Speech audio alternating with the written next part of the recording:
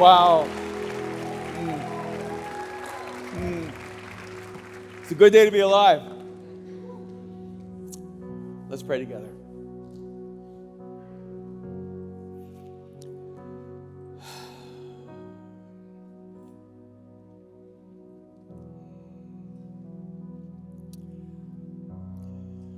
Thank you. Thank you, God, for your love. Unexpected.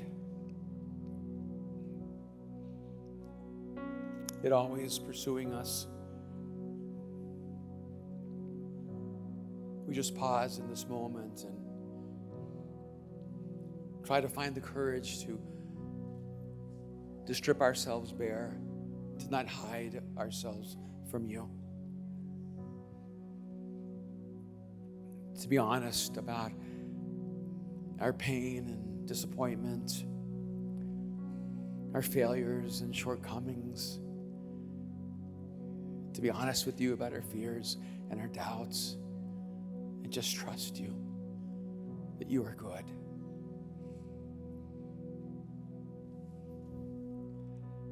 God, you have such an amazing way to bring us together in unexpected relationships. So we know this room and even the people connected across the world, we're in the same moment, we're not all in the same place. Some are just filled with joy and are celebrating life to the fullest, and others are just struggling to make it through the day. We are so grateful that you meet each of us where we are. You don't expect us to get to where we need to be to get to you. You just show up. So God, today we just show up to let you be God in us, to us, through us. Jesus, we are so grateful for your sacrifice and your love. And we allow your love to just wrap us up and hold us close. And we pray in your name, Jesus. Amen. Let's just thank God for the day. Come on. You can have a seat.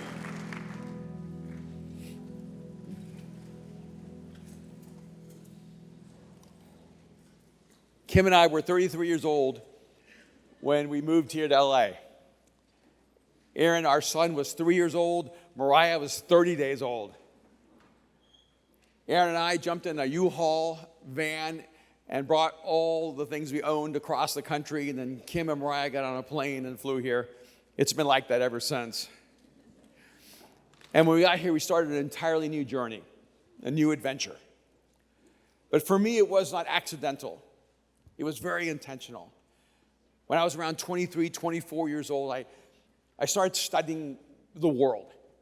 I became really fascinated in global movements, historical trends, why empires emerged, why some nations came and went, how movements started out of nothing, and some of them shaped the course of human history. And it became really fascinated with the phenomenon of the future. Where does the future come from?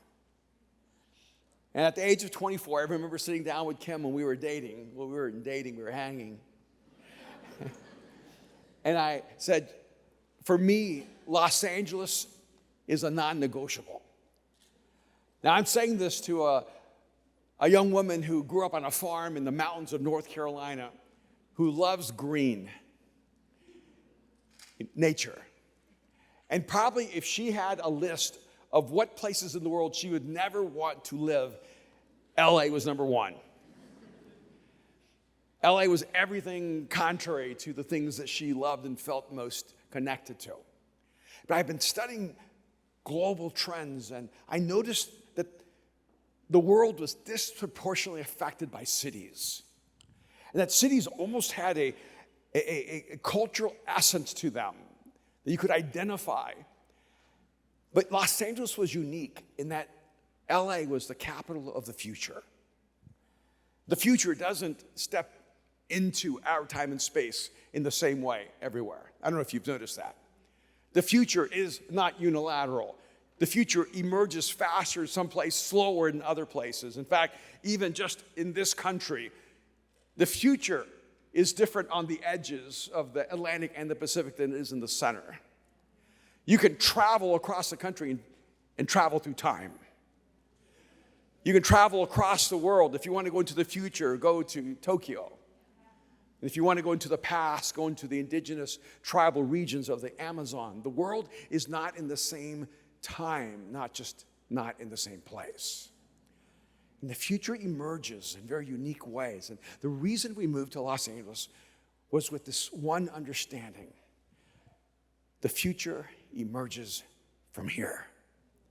Not just the epicenter of human creativity and artistry and storytelling and imagination and innovation, but a disproportionate influence that it has across all the cultures across the world. In fact, what you'll find is that a 12 or 13-year-old in Tokyo or Berlin or Paris or London or Auckland or Sydney looks more like a 12-year-old being shaped out of the culture of Los Angeles than they look like their parents. The future is shaped in such a fascinating way. And so around the age of 33, I put 7 clocks on my wall to remind me about the future. Those 7 clocks were the 7 cities that had reached 5 million in population before any cities in the world. There were New York and London, Paris, the Rhine region of Germany, Tokyo, Yokohama, Shanghai, and Buenos Aires. And I had those clocks up there reminding myself that time is not equal. That different places in the world emerge in such a way that they impact the future of human history.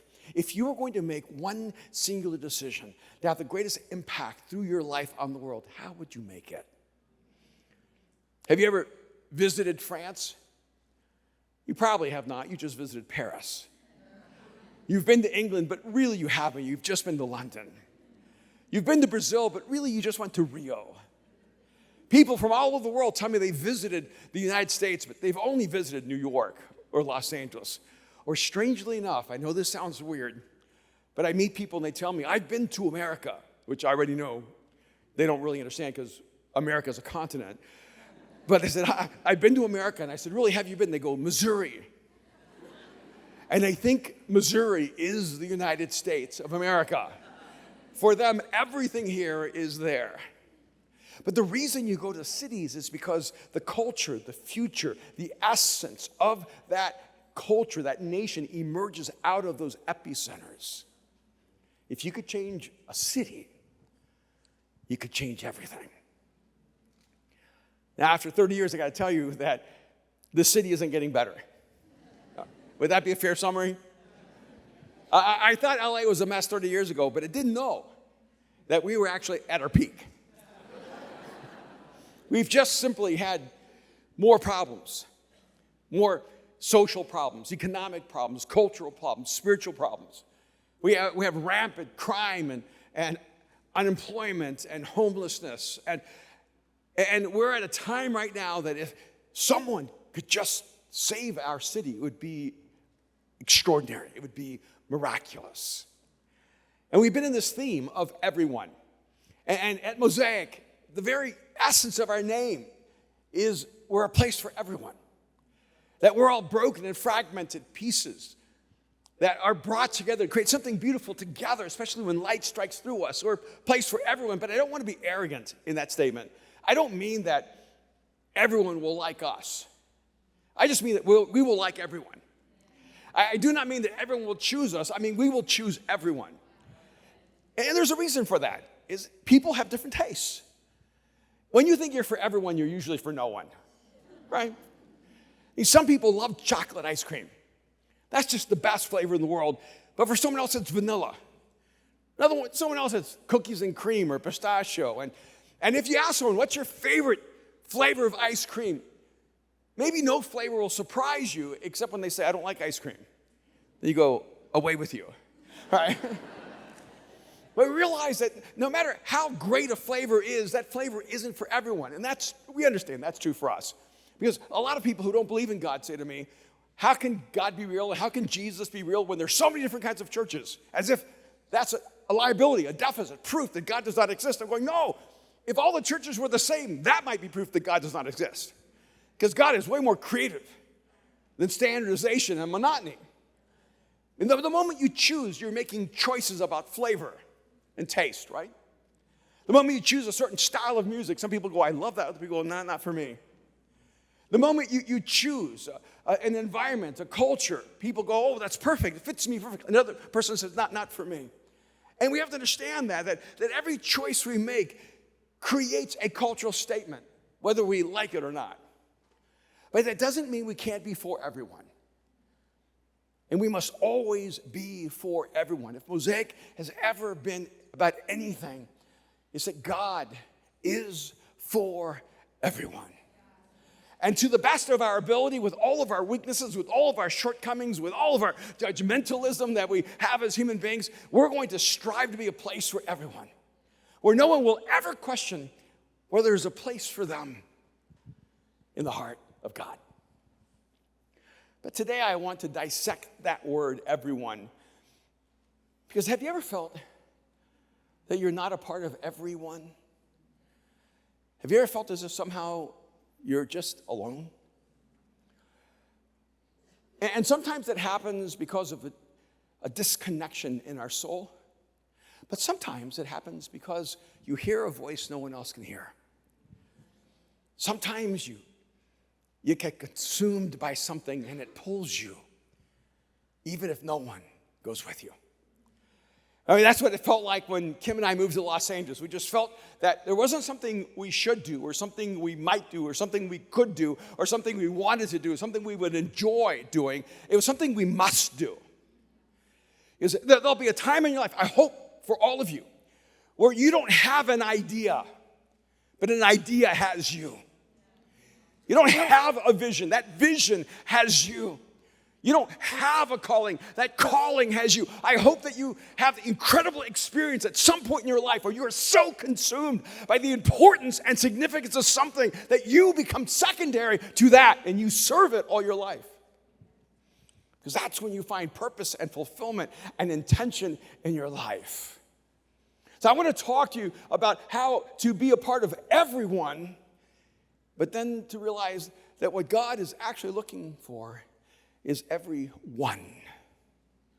He's looking for that singular, unique, beautiful, extraordinary, breathtaking version of you.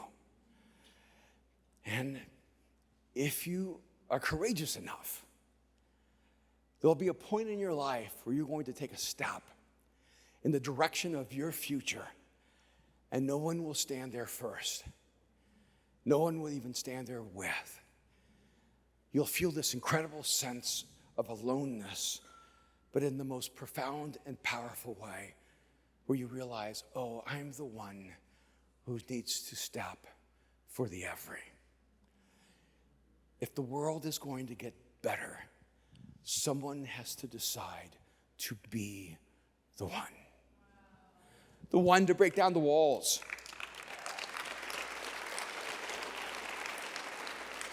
The one to break down the barriers. The one who breaks the fear. The one who breaks the tradition. The one who destroys the expected and the status quo. And so over 30 years ago, this particular passage of Scripture consumed me. It's in Ecclesiastes chapter 9, verses 13 through 18, and I want to share them with you today. Solomon, who's known as the wisest man who ever lived, wrote these words. I also saw under the sun this example of wisdom that greatly impressed me. There was once a small city with only a few people in it, and a powerful king came against it and surrounded it and built huge siege works against it. Now there lived in that city a man poor but wise, and he saved the city by his wisdom. But nobody remembered that poor man. So I said, wisdom is better than strength. But the poor man's wisdom is despised, and his words are no longer heeded. The quiet words of the wise are more to be heeded than the shouts of a ruler of fools. Wisdom is better than the weapons of war, but one sinner destroys much good. One of the reasons this passage always stood out to me is the way Solomon begins. He says, I saw an example of wisdom that greatly impressed me. It blew me away. It arrested me, caught me off guard. Now remember, Solomon is known as the wisest man who ever lived. And so when the wisest man who ever lived sees wisdom that impresses him, you should pause and ask, what's so impressive about this? I mean, if Michael Jordan is playing street ball and he comes back and says, I was playing ball with a guy, man, this kid could hoop. Man, the handles I can't believe. You should be impressed. If I say it, maybe not. If somehow Einstein found an 8-year-old, 10-year-old savant, said this kid understands physics at a level that blows my mind, you should pay attention. Again, if it was me, maybe not. Everyone's understanding of physics would impress me. It's all comparative. When you find the best in the world and they find an example of their domain, of their expertise, and it's more than they could ever expected, you have to ask why. Why was this wisdom so astonishing to Solomon? Well, you can find it in the story. It tells us there's once a small city with only a few people in it, and a powerful king came against it, surrounded it, and built a huge siege work against it. Now there lived in that city a man, poor but wise, and he saved the city by his wisdom. So Solomon sees an expression of wisdom that was different than his own. And I think for Solomon, there's a filtering process there. Because Solomon was born with so much privilege. Solomon was the son of King David. Solomon inherited the greatest kingdom of Israel that they ever had in all of their history. He was king at the peak of Israel's power and wealth and prestige. Solomon inherited fame and wealth and power and wisdom. So for Solomon, he never had the opportunity to see the effect, the impact, the capacity of wisdom without all these other advantages. He knew what wisdom looked like with power. He knew what wisdom looked like with fame. He knew what wisdom looked like with position. He knew what wisdom looked like with wealth, but he did not know what wisdom looked like with no advantage at all. And for the first time, he discovers the power of wisdom through the life of just one person, where it was most unexpected. I love this story because it gives me hope. Because if it can be a story of one person who's from a small town with only a few people, in other words, in a world with no competition, he still didn't win.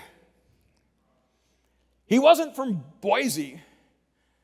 He was from some town outside of Boise that I can't name because I don't know any other towns in Idaho. And so he's from somewhere that's close to somewhere that's close to nowhere. And in that nowhere, that's sort of somewhere, there's a few people in it because everyone left. And the few people who stayed, he still wasn't the best. I mean, how much competition do you have to remove before you're still last place? He was the least of the least of the least. And yet, this person was the person that God used, leveraged, to set an entire city free. He did what those who had more capacity could not do. Wow. Have you ever had this little inner voice that told you that it just isn't you? That it's someone else? You can fill in the blanks, but it just isn't you. You're not that person. You're just not talented enough or gifted enough or tall enough or attractive enough or positioned well enough. But I want you to see with me that what wisdom discovers is this, and I'm going to translate those into declarations. But what we know about this poor man is that you are not limited by who you are not. You are not limited by who you are not. The entire description of this person is what he's not. It barely can tell us anything about who he is. In fact, Solomon doesn't even know his name. And that really bothers Solomon because he says, but nobody remembered that poor man. I think this really bothered Solomon. How could you have such wisdom and have such impact and no one remembers you? Let me ask you, Would you rather have an extraordinary impact on the world and not be remembered, and in fact, even be despised? Or would you rather have a minimal impact and be loved, accepted, and remembered by others? See, we live in an environment where being remembered is so much more important than being worth remembering. Being known is so much more important than being worth knowing. And I think it bothered Solomon. He says, but no one remembered that poor man. In fact, he goes on to say, but the poor man's wisdom is despised, and his words were no longer heeded. It must just ate Solomon up alive to realize you could actually have the greatest wisdom possible and still be forgotten and hated. There's so much pressure on us to be what other people want us to be. I mean, so much pressure to become what other people accept, what other people admire, what other people adore. And what ends up happening is you end up being defined by who you are not. I mean, one of the peculiar things about being in this city is who shows up. Right? Every guy who was the guy in their hometown is here. You know that, right? You were the man. You were the man in your junior high. Like you were the man in your high school. You were the man and you moved to LA and you thought you were going to be the man. The problem is that now you're just one of all the man. Because everyone around you is the man. The guy pouring cappuccinos was the man. The guy boxing things at Best Buy, he was the man. The guy serving you dinner on Friday night, he was the man. And it's really disturbing when you're ordering the food and the waiter is better looking than you. And you're on a date, but she forgot. And you know, where you came from, you were her. You were her. You had pretty privilege. Everybody picked you. You could say no because there was always another yes coming. You could be the mean girl because everybody wanted to be you, and then you come to LA and everyone is her. And everyone was the mean girl too. And now you look strangely average. Because everyone is so attractive. You didn't go down. Everything just went up. And your identity was rooted in who you were in comparison to other people. And so you don't know who you are in comparison to all these people. So you start losing your confidence. You start losing your sense of uniqueness, that something significant or powerful could happen through your life. And so you start knowing who you're not. Oh, and by the way, that's the crushing weight of social media. It's amazing how much time people have to tell you who you're not. It's always someone who doesn't know who they are who's telling you who you are. But if you are so dependent on the affirmation and acceptance of other people, if the only person you see in the mirror is who everyone tells you you are, you'll be devastated and you will lose your sense of self. And you'll never know the capacity and potential to make a difference in the world that's inside of you. Man, let me give you a biblical word that you need to apply to everyone who takes any time to tell you who you are not. Block.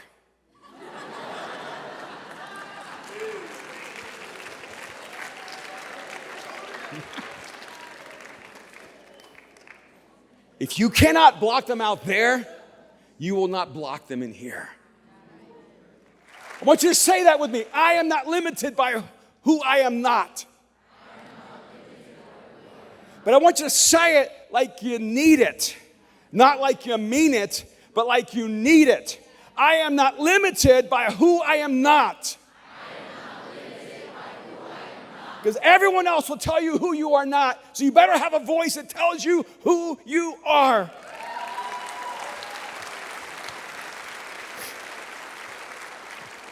He was a poor man from a small town with very few people in it, and no one remembered his name, and everyone despised his wisdom. So he gained nothing in status or importance. I have a friend who is a part of our community, convinced me to do something I told myself I would never do. And so I applied to a Harvard leadership program, and they turned me down. That's why I said I would never do it. I hate rejection. And they said to me, you do not match the requirements of our algorithm. I thought, what an odd response. But I was reminded, it was such a good reminder, I have never matched the algorithm. I just don't let the algorithm tell me who I am. You need to decide that you will never be limited by who you are not. Because there's something unique, something powerful, something beautiful, something breathtaking, something the world desperately needs. You are something that is created to be a gift to the world. So if you base your life on who you are not, you'll never become who you are. But I also want you to see with me that you're not only not limited by who you are not limited by what you do not have. Again, Solomon mentions this multiple times. He was poor, he was poor, he was poor. I think that stood out to Solomon. Because he realized that this person had no advantage going in his direction. He was poor in every way possible. You know how sometimes we use the word poor, but we don't really mean poor? Like you say, I'm poor, but you still have an apartment. You're poor, but you're still buying $8 cappuccinos. Like, you're poor, but you're not poor yet. You're on your way because you also have debt. You're working toward poverty, but you've not yet achieved the full extent of the poverty that's ahead of you. And this man was poor in every potential measure of life. He didn't have any secret resource, no parents to call, no friends. He was poor. He didn't have what was needed. And you have to remember, this story is in the middle of context. Yeah, I love great films and great stories where it feels like it starts right in the middle. The first opening scene, you're catching up. Who are these people? What happened? How did this world come into existence? How did the world get like this? See, this story begins after an entire world has been recreated. There was some city somewhere. Who knows why? It became important to some king. But he was an evil king, and he took that city for himself, and he wanted to hold on to it. So he built a siege work. He put an army around it, and no one could get in and no one could get out. People were trapped. They were victims. They were captives. They were prisoners. And what you can know when that happens, because every nation, every people, they always have those individuals who are prepared to defend them, to protect them. So we know that all the soldiers in that city were dead or captured. The individuals who had prepared all their lives, the generals, the colonels, the majors, the sergeants, the soldiers, the warriors, the ones who had trained all their life to protect this city had been defeated. They were either dead or imprisoned. See, in this moment, the blood of their bravest was now being consumed by the dirt on the streets. And widows and orphans were crying out for the loss of their fathers and husbands and brothers and sons. All hope would be gone. This was not an expected moment for a hero to emerge. All the heroes were dead. Everyone who would be qualified to rise up in this moment was no longer there. He didn't have the training, he didn't have the skill, he didn't have the preparation, he didn't have the voice or the ear of the people. He had nothing working toward him. But what we can know is that we are not limited by what we do not have. Say this with me. I am not limited by who I am not. I am not limited by what I do not have. But there will always be a little voice inside of you saying, if I could just get a break. You ever have that? All I just need is that little break. You know, that promotion, that better income, that contact, that relationship. If I could just have a little bit more, then I could break through. And you will spend your entire life being convinced that your best life is missing because you didn't have enough. While someone who had less will actually accomplish more. Because that inner voice that says, the reason I can't succeed is I don't have enough. I'm not smart enough. I'm not talented enough. I'm not gifted enough. I'm not tall enough. I'm not handsome enough. I'm not whatever it is enough. And one of the things I have discovered in my own life is that when you decide that what you do not have is not your limitation. I remember when we were around 30 years old, Kim was pregnant with Aaron. We had almost no income. I started a company called McManus Enterprises for Global Impact. And Kim said, McManus Enterprises for Global Impact? That's a great way of bringing you back down to earth. You know. I said, sounds a lot better than McManus effort for local influence. And I had a meeting with about 100 leaders, and I told them how we could impact the course of human history, how we could change the future of humanity, how we could disproportionately influence the world for good. And one of the leaders stood up. Finally, I could just see that they were just almost anxious as I was sharing with them what we could accomplish. He stood up, interrupted me, and he goes, how much money do you have? I said, I don't have any money, so I have an unlimited budget. The problem with us is that we have something, and we think what we have is the limit of our capacity. That's why sometimes God just can do so much more with someone who sees themselves as having nothing. Because when you have nothing, you have nothing to hold you back. I am not limited by who I am not, and I am not limited by what I do not have. How about you? Then I am not limited by what others don't know, I know. Repeat after me. Say like you mean it. I am not limited by who I am not. I am not limited by what I do not have. Now this is going to be tricky. I am not limited by what others don't know, I know. Because all of your life, you're going to have an experience. You don't know enough. You're not experienced enough. I never could figure that out. When you go to a job interview and they tell you don't have enough experience, you go, yes. Exactly, that's why I'm here. I need a job that would give me experience. You see how that works? You say, well, you need to go get some experience before you get this job. Okay, but which job is going to take me without experience?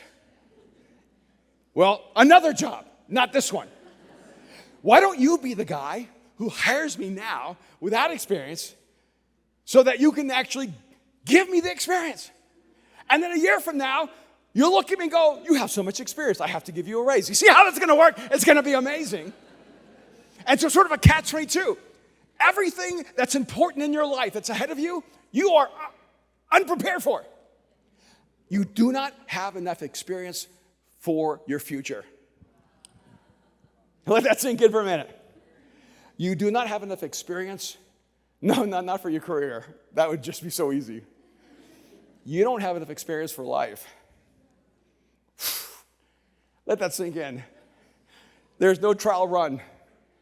Wouldn't it be great if we could be born, have like 15 years, and then it resets?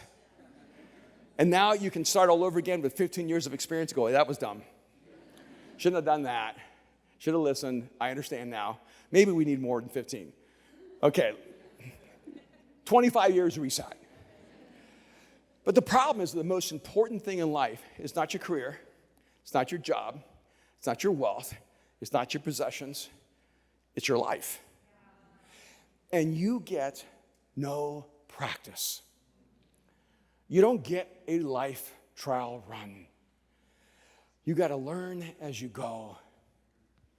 And one of the crazy things in life is in a sense, life experience has a resume of expectation. And every moment in your life that you decide to elevate, your inner voice is going to tell you this. You need to wait till you have more experience. And you're going to have to tell yourself, oh, yeah, too bad. I'm just going to have to do this with no experience. Because I am not limited by what you don't know I know. See, how much do you need to know?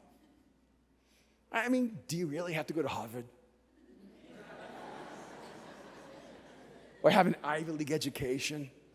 I mean, if there's one thing we should be grateful for, is Washington, D.C. has proved to us that even if you have a Harvard or Yale or Ivy League education, you're not very smart.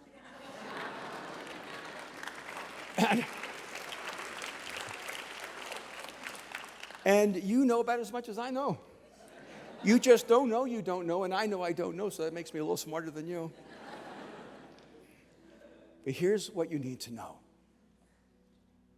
See, the future is so uncertain. It's so full of chaos and uncertainty and ambiguity. Do you feel the anxiety settling in? You know why you experience anxiety? Because you have a clear view of life. Because life is challenging. It's difficult. It's tough. It can be hard and disappointing. But you're ready for it. You don't need to know everything. You just need to know the one thing you need to do today to be the person God created you to be right now. All you need to know is what your next yes is. It just clarifies everything. See, when we moved here to Los Angeles, we didn't know what it was going to look like. We didn't know how it was going to play out. And it's so funny. When I came here, I thought, Hollywood, epicenter. Now I'm here. I don't know if you know, it's not really like an epicenter. Have you walked up and down the street? When my friends, I feel so sad when people come here on vacation. Don't you? They come up to Mosaic and they go, I said, what are you doing? We're here on vacation. And I go, oh, what are you going to go see? They go, Hollywood.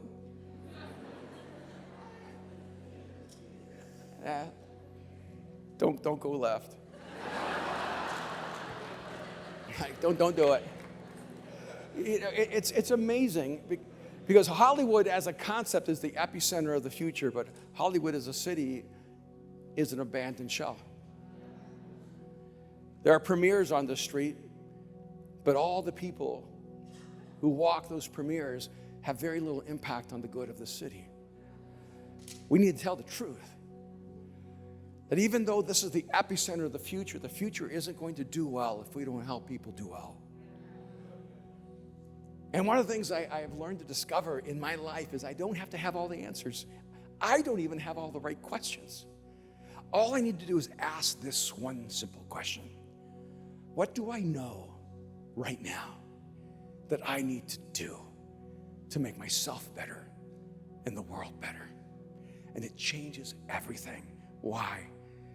He says, there was a man who was poor but wise, and he saved the city by his wisdom. And I said, wisdom is better than strength.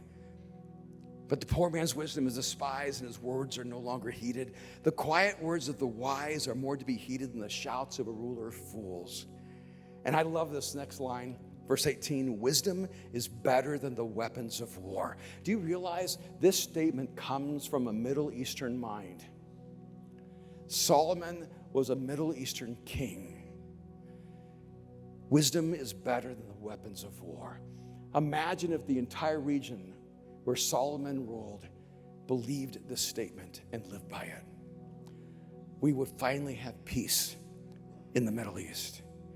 But we keep thinking weapons of war are more powerful than the wisdom of God. And here's the beautiful thing. How can one man who's poor, who has no influence or position or wealth or power, save an entire city? I have a theory. You can't stop what you cannot see. See, we live in a world where people are telling you, you need to be bigger. You need to let people see you. You do whatever it takes to get that 1,000 followers because you have 0. Right? You need to do whatever it takes to have more influence, to have more presence, to have more voice. And yet what the Bible is actually teaching, what scriptures are actually teaching us is stop trying to be known and start working on being worth knowing. Start living a life that is so impactful that people won't be able to stop talking about what you've done in their life, not just for your life.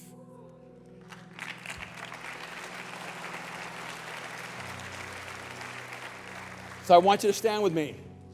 We're going to make 3 declarations together. You with me? We're going to take these 3 limitations, we turn them around into declarations. And I want to say these statements, and then I don't want you to repeat after me the second I finish. I want you to pause for a second and let it sink in. And I want you to declare it if you will own it. If you're not ready to own it, wait to declare it another day. But you will need these declarations, not tomorrow, you're going to need them today. So if you're ready to shatter the limitations that others place on you, to destroy those voices in your head that tell you what you're not, to erase the limitations that are not real, and to become the person God created you to be as the everyone. Because God is looking for one woman and one man who says, I don't need to walk with the crowd, God. Let me hear your voice. I will step out first. I'll let the world follow when they have the courage to see the future. Declaration number 1, I am enough to make a difference. Let's try it again. I am enough to make a difference. Declaration number 2, I have enough to make a difference. I have enough to make a difference. I know enough to make a difference. I am enough.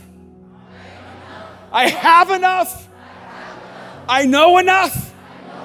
So only one question remains. What will you do? Would you bow your heads with me just for a moment? Just close your eyes for a moment. 2,000 years ago, God stepped into human history in the person of Jesus. He lived a sinless, beautiful, compelling, astonishing life. He allowed himself to be crucified so that through his death we could have life. And he did not die just so that you could have afterlife. He died so that you could have life in this moment. To live this life fully requires courage and faith and hope and determination. If you open your life to Jesus, he doesn't change your circumstances, he changes you. You become the change God brings.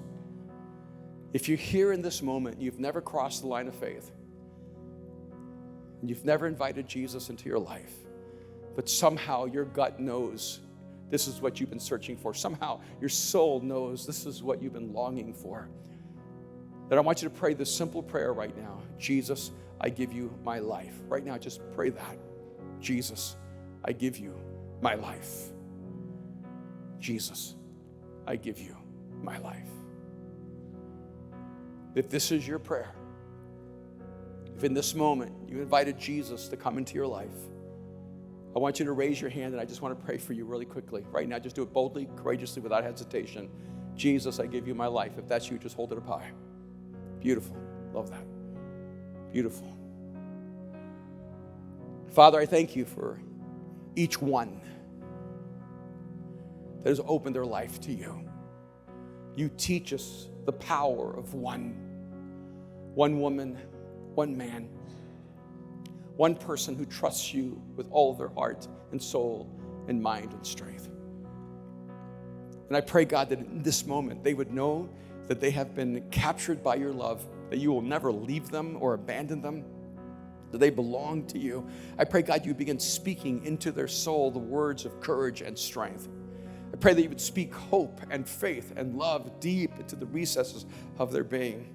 I pray, God, that they would know that today was the defining moment of their life, and that they have the capacity to set an entire city free through your wisdom in them. And Jesus, I am so thankful that you've come to make us human again, that you do that work in everyone and in everyone. We pray in your name, Jesus. Amen. Can we just thank God for all those who respond to him right now? In his name.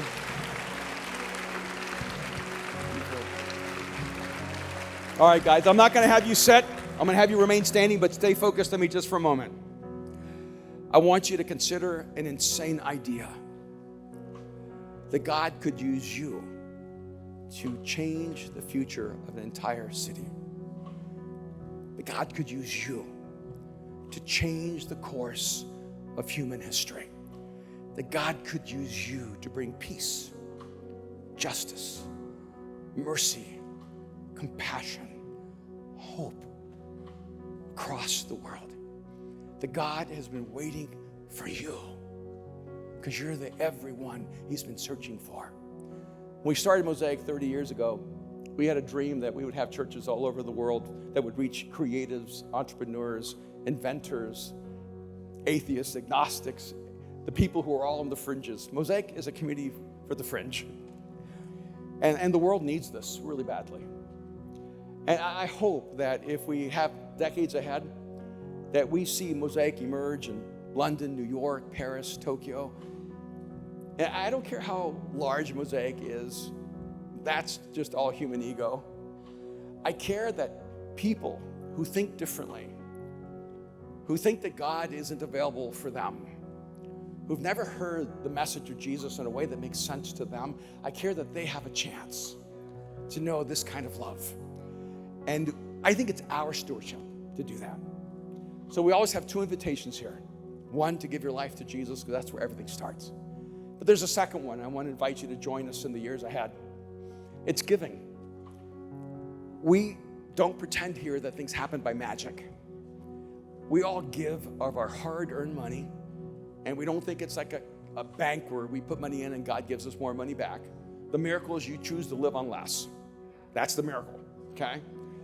And I want to invite you to join us in sacrificing so that we can create experiences and places and communities like Mosaic all over the world. And so there's a QR code. Now that to me is magic. I don't know how that works. But you scan that, and then you have to make a conscious decision to start giving. And so if you've never been a giver at Mosaic, let me encourage you to not just receive, but to give. And if you are a person who gives on occasion, can I encourage you to become a recurring giver here at Mosaic? And if you're a recurring giver, can I encourage you to be more generous and more sacrificial so that we could actually do something meaningful in the world? I just think that the message of Jesus is worth a little bit of inconvenience and sacrifice for us. So let's make that decision. Let's give together. I think that's everything. If you invited Jesus in your life, there'll be people outside awkwardly holding up Bibles. Help them, okay? Go up to them and say, could I have a Bible? I'd love to begin my spiritual journey. They would love to meet you. And other than that, Pastor Carl, is that everything? We love you guys. We'll see you next week. God bless.